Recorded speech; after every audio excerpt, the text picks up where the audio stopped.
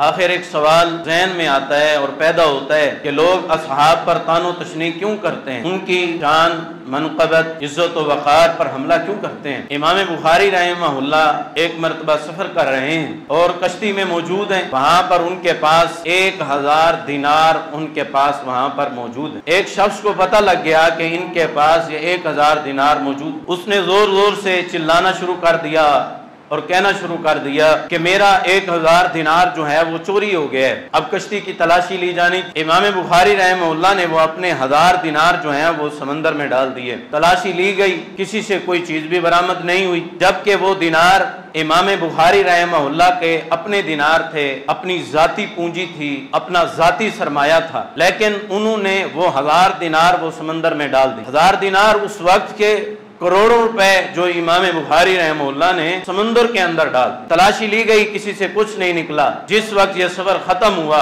कश्ती जाके दूसरे किनारे पे ठहरी। इस शख्स ने आके इमाम बुखारी रहमहुल्लाह से पूछा कि मैंने आपसे पूछा था कि आपके पास 1000 दिनार हैं। आपने कहा हाँ मेरे पास 1000 दिनार हैं।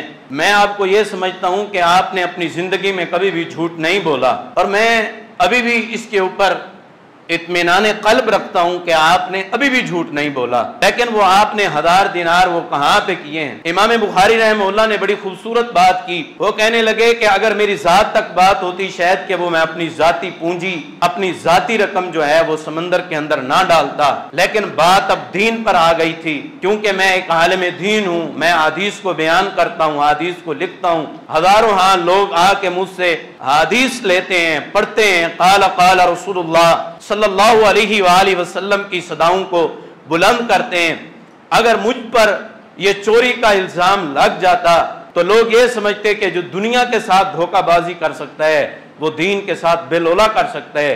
उन्होंने कहा कि मैंने अपने जाती दिनार को समंदर के अंदर इस वजह से डाला है ताकि मुझ पे चोरी का फतवा ना लगे, मुझे लोग चोर ना कहें, क्योंकि लोग मुझसे दीन लेते हैं। आखिर असहाब पर तान क्यों की जाती है, उनकी इज्जत को मजरू क्यों किया जाता है? क्योंकि उनकी इज्जत मजरू होगी, उनको बुरा साबित करेंगे।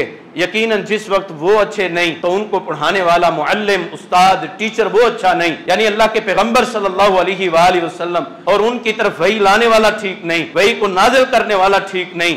ये पूरे के पूरे इनके अकीदे की जड़ है, अकीदे की बुनियाद है।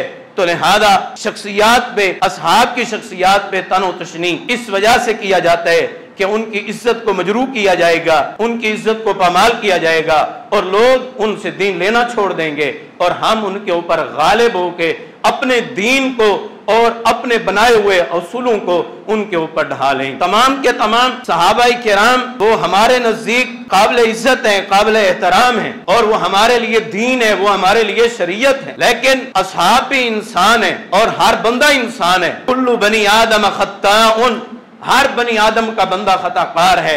असहाब भी खताकार हैं, उनसे भी गलती हो सकती है, वो कोई फरिश्ते नहीं, उनसे भी गलती सरजद हो सकती है। लेकिन अगर उनसे गलती हुई है तो अल्लाह रब्बुल इज्जत ने उनकी गलतियों को दुनिया में माफ करके उनके लिए दुनिया ही में जन्नत के ऑर्डिनेंस जारी किए हैं।